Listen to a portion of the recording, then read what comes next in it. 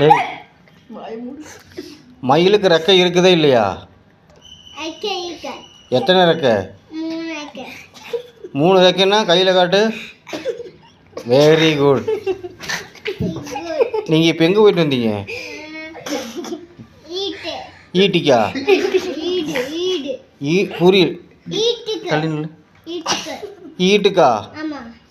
ஈட்டுக்கு எங்கே இருக்குது?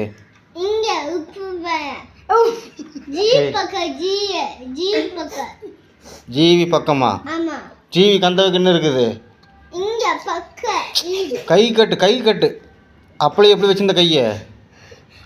அப்படி இல்லை, அப்படி வை. அப்படி இல்லை, முதல்ல எப்படி வச்சுருந்த? Very good. உன்னோட சட்டையில் என்ன கலர் இருக்குது? Very good. நீ என்ன படிக்கிற?